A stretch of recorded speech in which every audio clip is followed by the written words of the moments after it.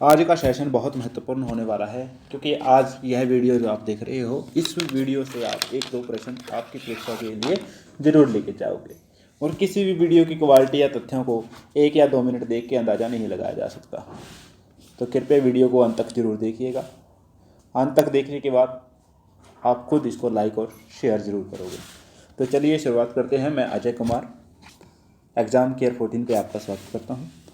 तो आज का सेशन हमारा अंतर्राष्ट्रीय संस्थाओं के मुख्यालय और इनके अध्यक्ष और इनके स्थापना दिवस और एक दो इनके महत्वपूर्ण फैक्ट जो हमारी परीक्षा के लिहाज से हैं, उन पे आज हम चर्चा करेंगे। तो चलिए शुरुआत करते हैं संयुक्त राष्ट्र से।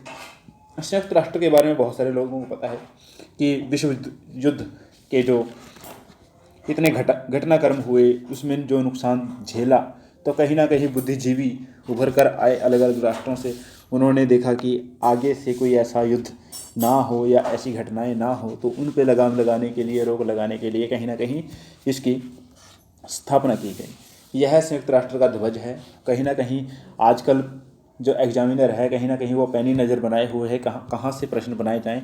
तो आज आप इस ध्वज के बारे में भी ज़रूर जान लीजिएगा। यह हमारा संयुक्त राष्ट्र का ध्वज है। और हम बात करें संयुक्त राष्ट्र की स्थापना की, तो 24 अक्टूबर 1945 को इसकी स्थापना होती है। और हेडक्वार्टर अगर हम बात करें तो न्यूयॉर्क अमेरिका में है। और अगर बात करें हम इसके प्रेजेंट अध्यक्ष की, वर्तमान अध्यक्ष की, तो वह एंटोनियो गुटेरस है। और कुल मेंबर अगर बात करें तो 193 मेंबर इसके हैं। और उद्देश्य यही है कि लगभग प्रयासरत रहना कि दूसरा विश्व युद्ध ना हो, अंतर्राष्ट्रीय मसलों को संधि पूर्वक या सहज पूर्वक निपटा लिया जाए। तो यहीं पे हमने बात की है। देख सकते हैं हम कि लगभग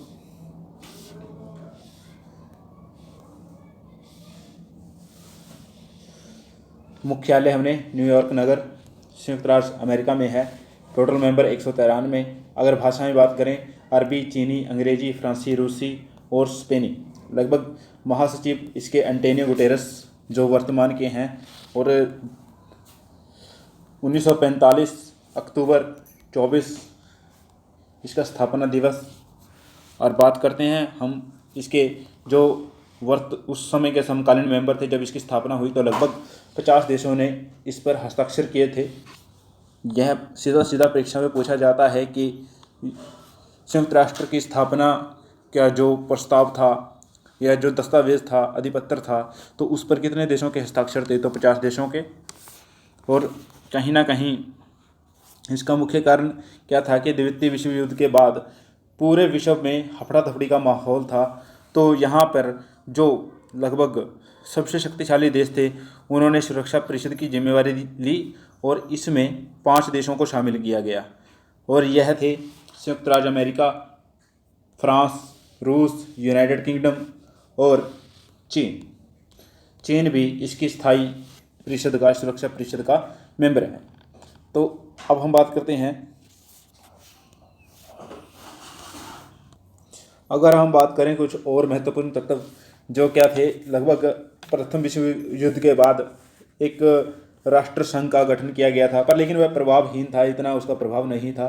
तो इसीलिए इसी वजह से एक नई संस्था की ज़रूरत पड़ी। अगर हम बात करें, कहीं ना कहीं इतिहास की पृष्ठभूमि 1929 से शुरू हो जाती है, जब पहले विश्व युद्ध के बाद जो विश्व में हालात पैदा हुए थे।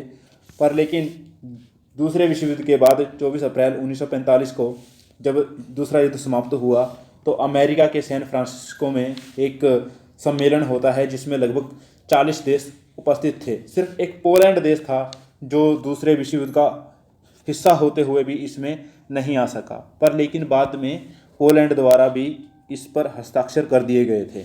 तो लगभग सुरक्षा परिषद के 5 स्थायी मेंबरों ने हस्ताक्षर किए, तो संयुक्त राष्ट्र अस्तित्व में आ चुका था।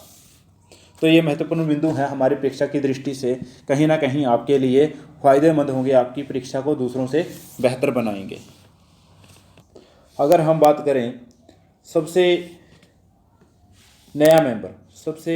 नया मेंबर अगर हम बात करें तो दक्षिण सूडान, जो 11 जुलाई 2011 को इसका सदस्य बना था। यह प्रश्न बहुत बार पूछा जाता है। अगर हम बात करें 2006 तक लगभग इसके 192 सदस्य थे। और कहीं ना कहीं यह जो ताइवान का मसला रहता है या वेंटिकन फिलिस्तीन का रहता है, तो यह चर्चा में हैं, पर लेकिन इनका इतना महत्व नहीं है। दक्षिण सूडान से कहीं ना कहीं क्वेश्चन बनता है कि जो सबसे नया मेंबर, सबसे आखिरी में जो मेंबर बना है वह है दक्षिण सूडान है। लगभग 2011 में यह मेंबर बना था संयुक्त राष्ट्र संघ का।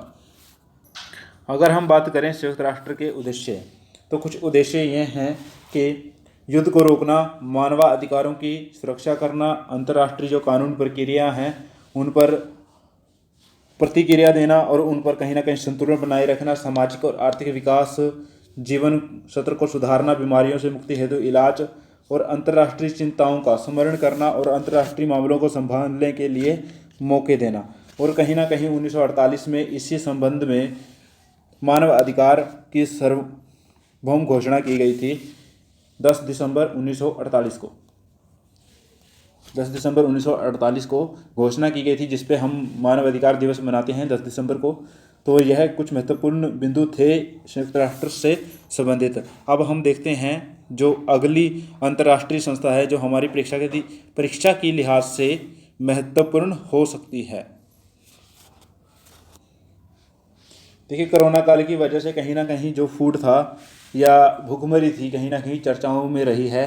तो आज एग्जामिनर कहीं ना कहीं इसके ऊपर बहुत सारे क्वेश्चन पूछते हैं। तो इसी संबंध में अंतर्राष्ट्रीय संस्था है हमारी food and agriculture organization of the United States nation. और अगर हम बात करें इसकी स्थापना की, तो स्थापना 16 अक्टूबर 1945 को इसकी हो चुकी थी। और यह एक एजेंसी के रूप में काम करती है जो यूनाइटेड नेशन की एजेंसी है। अगर हम बात करें, इसकी स्थापना लगभग 16 अक्टूबर 1945 को हो चुकी थी और इसका मुख्यालय क्यूबेक सिटी कनाडा में है।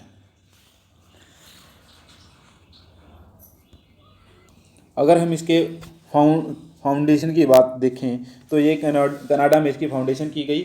और लगभग अगर हम इसके हेडक्वार्टर की बात करें, तो रोम इटली में इसका हेडक्वार्टर है।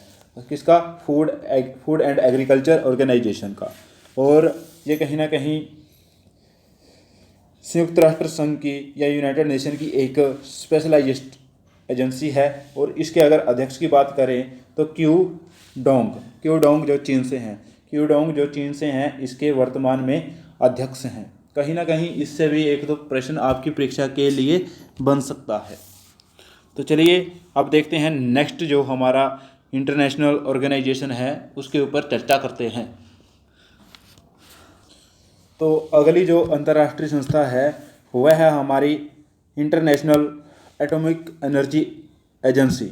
यह भी कहीं ना कहीं चर्चाओं में है, क्योंकि वर्तमान में जो सबसे ज़्यादा चर्चा क्या है, परमाणु हथियारों के ऊपर सबसे ज़्यादा चर्चा की जा रही है। तो इसकी अगर हम स्थापना की बात देखें, इसकी अगर शॉर्ट फॉर्म देखें तो IAEA बनती है। अगर हम इसका हेडक्वार्टर देखें तो वियना ऑस्ट्रिया में है। अगर हम बात करें इसकी फॉर्मेशन की, तो 29 जुलाई 1957 को इसकी स्थापना होती है और इसका हेडक्वार्टर वियना ऑस्ट्रिया में है। और कहीं ना कहीं इसका भी आपको पता होना चाहिए कि जो अध्यक्ष हैं राफेल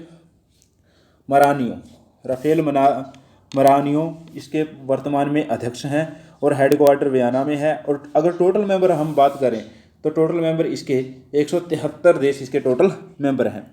तो कहीं ना कहीं यह संस्था भी चर्चा में रहेगी और इसका भी हेडक्वार्टर पूछा जा सकता है। तो आपकी परीक्षा की लिहाज से इसको भी आपने ध्यान में रखना है। तो अगर हम इसके हेड की बात करें, तो राफेल मरानियो ग्रोसी हैं। तो इतना इस संस्था के बारे में बहुत है, क्योंकि इसका हेडक्वार्टर पूछा जा सकता है, इसके मेंबर पूछे जा सकते हैं और इसकी स्थापना पूछी जा सकती है। International atomic energy agency. अब हम अगली जो अंतर्राष्ट्रीय संस्था है वह है international fund of agricultural development. तो कहीं ना कहीं इसकी भी संभावना है कि परीक्षा में इसकी चर्चा हो सके या इससे संबंधित एक दो प्रश्न बन सके, क्योंकि हमने देखा है पिछले 1-2 साल से जो कृषि कानून थे वो चर्चाओं में थे। कहीं ना कहीं एग्जामिनर इसके ऊपर भी ध्यान रखने की कोशिश करेगा, तो आज ये हमारे लिए महत्वपूर्ण हो सकती है। तो अगर हम इसकी शॉर्टकट फॉर्म देखें तो IFAD बनती है। अब हम इसकी स्थापना देखते हैं। लगभग 15 दिसंबर 1977 को इसकी स्थापना होती है। 15 दिसंबर 1977, इसको छाप लीजिए कॉपी में। 15 दिसंबर 1977 को इसकी स्थापना होती है। International fund for agriculture development, यह भी एक अंतर्राष्ट्रीय संस्था है जो कहीं ना कहीं बहुत महत्वपूर्ण स्थान रखेगी एग्रीकल्चर की डेवलपमेंट में। अगर हम इसके हेडक्वार्टर की बात देखें तो हेडक्वार्टर हमारे रोम इटली में है। रोम जो इटली का शहर है, राजधानी है। और कहीं ना कहीं अगर इसकी हेड की बात देखें, इसके जो अध्यक्ष की बात देखें तो गिलबर्ट होंगबू इसके प्रेजेंट के अध्यक्ष हैं। अगर हम बात करें तो ये UN की एक स्पेशलाइज्ड एजेंसी है। अगर इसकी स्थापना की बात करें तो 15 दिसंबर 1977 है। और ये भी कहीं ना कहीं आपकी परीक्षा की दृष्टि से बहुत महत्वपूर्ण हो सकती है, क्योंकि पिछले एक साल से जो कृषि कानून है वह चर्चाओं में है। तो इस पर एग्जामिनर का सीधा ध्यान जा सकता है, तो आपने इसके ऊपर भी थोड़ा मंथन जरूर करना है। तो अब हम इस संस्था की बात करने वाले हैं। यह भी बहुत बारी पेपर में पूछा जाता है, बहुत बारी परीक्षाओं में इसकी चर्चा होती रहती है। इंटरनेशनल लेबर ऑर्गेनाइजेशन, यह भी कहीं ना कहीं चर्चाओं में है आजकल, क्योंकि किसान मजदूर एकता का जो नारा था कहीं ना कहीं इस आंदोलन से दिया गया था। और अगर हम बात करें तो कहीं ना कहीं परीक्षा की लिहाज से यह महत्वपूर्ण हो जाता है। अगर हम इसकी शॉर्ट फॉर्म देखें तो ILO, और इसकी अगर स्थापना की बात करें तो 11 अप्रैल 1919 में हुई थी। और कहीं ना कहीं इसका अगर हम हेडक्वार्टर की बात करें तो जिनेवा स्विट्जरलैंड में है। और अगर हम इसके हेड की बात करें, जो इसके प्रेजेंट हेड हैं, डायरेक्टर जनरल हैं, तो वो क्या हैं? गे राइडर इसके वर्तमान में जो अध्यक्ष हैं या डायरेक्टर जनरल हैं वह इसके हैं। और हेडक्वार्टर जिनेवा में है। इसकी स्थापना हमने बात कर ली 11 अप्रैल 1919 को हुई है। और इसका पूरा नाम इंटरनेशनल लेबर ऑर्गेनाइजेशन है। कहीं ना कहीं चर्चाओं में रहने वाली है, और आपने इसका हेडक्वार्टर भी ध्यान रखना है, इसकी स्थापना याद रखनी है, और इसके हेड के बारे में आपको पता होना जरूरी। और अगर बात करें हम, इस संस्था को एक नोबेल प्राइज़ भी मिल चुका है, नोबेल पीस प्राइज़ 1969 का नोबेल पीस प्राइज़ भी इसको मिल चुका है। और इसके बारे में आपको पता लगना है कि कई बार पूछ लेता है आपकी परीक्षा में, सीधा आ सकता है कि इनमें से किस संस्था को नोबेल प्राइज़ नहीं मिला। तो आपको यहाँ पे ध्यान रखना है कि शांति का जो नोबेल पुरस्कार है वह इंटरनेशनल लेबर ऑर्गेनाइजेशन को मिल चुका है। तो अगली जो सबसे ज़्यादा मशहूर संस्था है वह है IMF। अब एक बात और आपने ध्यान रखना है कि पैसे से संबंधित या व्यापार से संबंधित जितनी भी संस्थाएं हैं लगभग अंतर्राष्ट्रीय हैं, जो यूनाइटेड नेशन के अंडर हैं, वह लगभग आपके उनके हेडक्वार्टर आपको अमेरिका में ही देखने को मिलेंगे। यहीं पे जो इंटरनेशनल मॉनेटरी फंड है, इसका भी हेडक्वार्टर हमारा वाशिंगटन DC है। और अगर हम इसकी स्थापना की बात करें तो 27 दिसंबर 1945 को इसकी स्थापना होती है। हेडक्वार्टर हमें पता लग चुके हैं इसके वाशिंगटन DC में है। और कहीं ना कहीं यह अंतर्राष्ट्रीय पद्धर पर जो मुद्रा का विवरण है या मुद्रा की कंट्रोल नेशन है, उसके ऊपर इसका कहीं ना कहीं ध्यान रहता है। अगर हम बात करें इसके जो पर्पज हैं इंटरनेशनल मॉनेटरी फंड के, कहीं ना कहीं क्या है? प्रमोट इंटरनेशनल मॉनेटरी कोऑपरेशन और facilitate international trade, foster sustainable economic growth और make resource available to member experiencing balance to of payment. उसके बाद बहुत सारी ऐसी चीज़ें। अगर इसका एक और महत्वपूर्ण जो तथ्य है, कहीं ना कहीं इसके टोटल मेंबर अगर हम बात करें तो 190 के पास इसके जो मेंबर है देश हैं। अगर हम इसके चीफ इकोनॉमिस्ट की बात करें तो वही कहीं ना कहीं गीता गोपीनाथ हैं, जो इसके जो भारत से संबंध रखती हैं कहीं ना कहीं। और उसके बाद अगर हम बात करें क्रिस्टलिना जॉर्जिवा, जो इसके मैनेजिंग डायरेक्टर हैं। अगर हम इसकी ऑफिशियल लैंग्वेज की बात करें तो इंग्लिश इसकी ऑफिशियल लैंग्वेज है इंटरनेशनल मॉनेटरी फंड की। चीफ इकोनॉमिस्ट के बारे में जरूर पूछा जा सकता है, गीता गोपीनाथ। और हेडक्वार्टर आपको पता लग चुके हैं, वाशिंगटन डीसी में है, अमेरिका में है। और इसके टोटल मेंबर देश हैं 190। तो यह भी आपकी परीक्षा की दृष्टि से कहीं ना कहीं बहुत महत्वपूर्ण संस्था है जो अंतर्राष्ट्रीय लेवल पे है। अब उस संस्था की बात करने वाले हैं जो सबसे ज़्यादा चर्चाओं में रहती है। हम बात करने वाले हैं यूनेस्को की। यूनेस्को सबसे ज़्यादा चर्चाओं में है क्योंकि इसने बहुत सारे कामों को अपने सिर पे ले लिया है, जैसे स्थानों की वो करना, इसके बहुत सारे काम हैं। अगर हम इसके नाम से ही बात करें तो United Nation educational, scientific and cultural organization. अगर हम इसकी स्थापना की बात करें तो 16 नवंबर 1945 को इसकी स्थापना होती है और यूनेस्को दिवस भी 16 नवंबर को मनाया जाता है। और अगर हम इसके हेडक्वार्टर की बात करें तो पेरिस में इसके हेडक्वार्टर हैं। इसको वर्ल्ड हेरिटेज सेंटर भी कहा जाता है, पेरिस को वर्ल्ड हेरिटेज सेंटर भी कहा जाता है। हेडक्वार्टर इसके पेरिस फ्रांस में है और इसकी स्थापना होती है 16 नवंबर 1945 को। अब आप बात देख ही सकते हो, एजुकेशन, साइंटिफिक और कल्चरल, इन चीज़ों पर इसका जो मुख्यतर ध्यान रहता है और इसके अंदर लगभग इसकी क्रियाओं में यह लगातार अग्रसर है। और कहीं ना कहीं परीक्षा की दृष्टि से हमारे लिए महत्वपूर्ण भी है क्योंकि हाल ही में इन्होंने एक लोथल और रंपा मंदिर जो आंध्र प्रदेश के हैं उसको वर्ल्ड हेरिटेज जो भारत की हैं उसमें शामिल किया है। अगर हम इसके अध्यक्ष की बात करें, जिसके हेड एंड डायरेक्टर जनरल हैं, वो है कहीं ना कहीं हेनरी अजूले इसके अध्यक्ष हैं। और कहीं ना कहीं ये एजुकेशनल, साइंटिफिक और कल्चरल कामों पर ज़्यादा ध्यान दे रही है कहीं ना कहीं, इसलिए हमारी परीक्षा की दृष्टि से बहुत महत्वपूर्ण हो सकती है। 16 नवंबर 1945 वर्ल्ड हेरिटेज सेंटर पेरिस और एंड्रे ओजले, ये हमारे कुछ महत्वपूर्ण बिंदु हैं जो परीक्षा में कहीं ना कहीं घूम फिर के हमारे पास आ सकते हैं।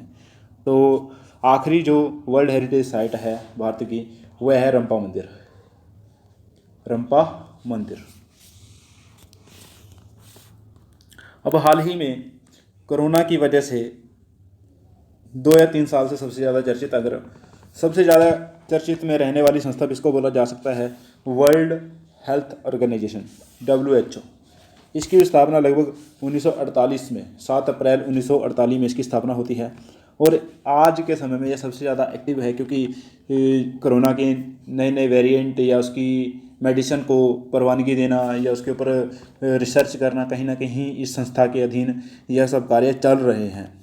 तो कहीं ना कहीं आपको इसके ऊपर भी मंथन रखना है कि इसकी स्थापना आपको पता हो, इसके हेडक्वार्टर पता हो और इसके अध्यक्ष के बारे में आपको जानकारी हो। तो इस वीडियो के माध्यम से हम आपके पास वह सारी महत्वपूर्ण जानकारी जो इस संस्था से संबंधित हैं वह अब हम चर्चा करने वाले हैं। अगर हम बात करें इसके हेडक्वार्टर हमारे जिनेवा, स्विट्ज़रलैंड में है। और हेड की अगर बात करें तो टेड्रोस एधनम इसके डायरेक्टर जनरल प्रेजेंट टाइम में है। अगर हम बात करें स्थापना की, 7 अप्रैल 1948 में इसकी स्थापना हो चुकी थी। बजट लगभग इनका जो 2020-21 का था वह लगभग 7.96 बिलियन इनका बजट रहा था। अगर हम बात करें तो यह United national economic and social council के अधीन कार्य कर रहा है जो एक यूनाइटेड नेशन का पार्ट है। तो हम इसके जो महत्वपूर्ण बिंदु हैं वह भी हमें ध्यान में रखने हैं। कहीं ना कहीं परीक्षा की दृष्टि से यह महत्वपूर्ण हो जाता है क्योंकि कोरोना की 2nd 3rd वेव जो है अभी पीक पे आने वाली है, लगभग इसकी चर्चाएं हैं। तो कहीं ना कहीं WHO हमारा चर्चाओं में रहने वाला है परीक्षा की दृष्टि से भी। तो अब हम महत्वपूर्ण संस्था जो अंतर्राष्ट्रीय संस्था है उसके बारे में हम बात करने वाले हैं जो UNHCR।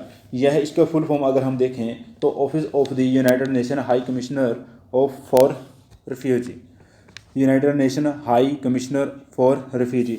आपको फुल फॉर्म पर जरूर ध्यान रखना है क्योंकि सीधा एग्ज़ाम में दिया जा सकता है कि office of the United nation high commissioner for refugee इसकी फुल फॉर्म बनती है।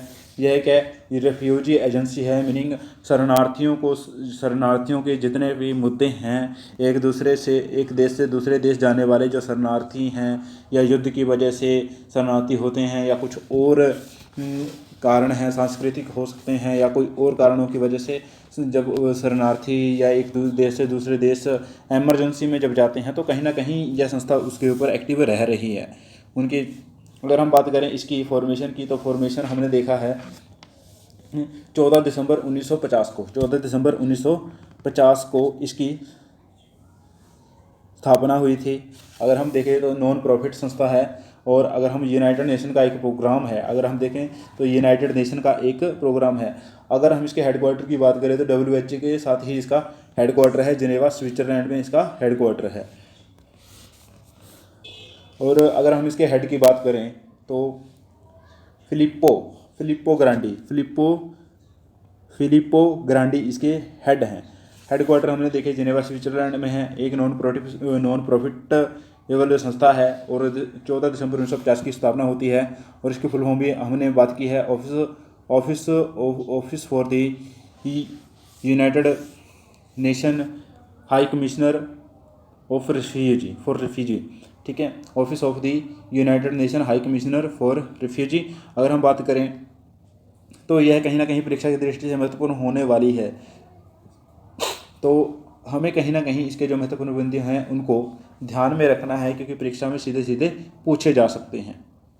अब हम बात करने वाले हैं वर्ल्ड फूड प्रोग्राम। यह भी एक इंटरनेशनल संस्था है। इसका भी हेडक्वार्टर अगर हम देखें तो कहीं ना कहीं हमें इटली में ही देखने को मिलेगा। हमने बात की थी वर्ल्ड फूड एग्रीकल्चर की और फंड ऑफ एग्रीकल्चर डेवलपमेंट की, और ये एक वर्ल्ड फूड प्रोग्राम की, तो इसके हेडक्वार्टर भी रोम इटली में है। अगर हम इसकी स्थापना की बात करें तो 19 दिसंबर 1961 को इसकी स्थापना होती है।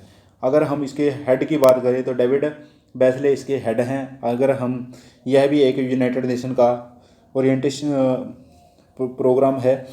अगर हम बात करें यह एक रेगुलेटरी बॉडी है, एडवाइजरी बोर्ड के रूप में काम कर रहा है, और इसके भी कहीं ना कहीं परीक्षा में पूछे जाने के बहुत चांसेस हैं, क्योंकि फूड पर, हेल्थ पर परीक्षा में प्रश्न बनने लाजमी है। चाहे आप किसी लेवल की परीक्षा दे रहे हो, यहाँ से अगर GS का कोई पार्ट है तो उसमें यह क्वेश्चन आने लाजमी है। कहीं ना कहीं किसी ना किसी परीक्षा में आपके लिए यह ज़रूर आपको देखने को मिलेंगे। और यह एक इसलिए भी महत्वपूर्ण हो जाती है क्योंकि इसको नोबेल पीस प्राइज़ 2020 का मिला है। कहीं ना कहीं यह इसलिए भी महत्वपूर्ण हो जाती है कि जो 2020 का नोबेल पीस प्राइज़ है इस संस्था को मिला है। तो हमें इसलिए भी इसको ध्यान में रखना है कि 2020 का जो नोबेल प्राइज़ है इस संस्था को मिला है, इसलिए यह परीक्षाओं में शामिल हो सकती है। अगर कोरोना की वजह से कोई सबसे ज़्यादा चीज़ प्रभावित हुई है तो वह हुआ है टूरिज़्म सबसे ज़्यादा प्रभावित हुआ है।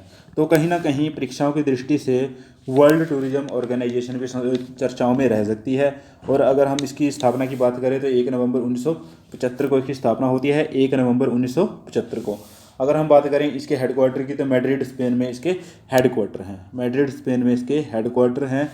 यह संस्था चर्चाओं में आ सकती है क्योंकि कोरोना की वजह से सबसे ज़्यादा वर्ल्ड का जो टूरिज़्म है वह प्रभावित हुआ है। अगर हम इसके हेड की बात करें तो हेड हैं जरब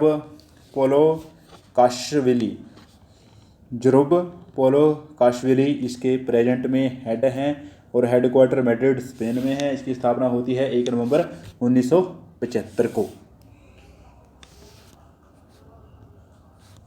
तो अगर हम बात करें United Nation industrial development organization की, यह भी कहीं ना कहीं चर्चाओं में रह सकती है क्योंकि अगर हम बात करें भारत में भी इंडस्ट्री का सबसे ज़्यादा अगर ज़रूरत किसी देश को है तो वह भारत है, क्योंकि भारत में पिछड़ापन इतना है और भारत के आर्थिक और सामाजिक विकास के लिए कहीं न कहीं इंडस्ट्रियल डेवलपमेंट ज़रूरी है।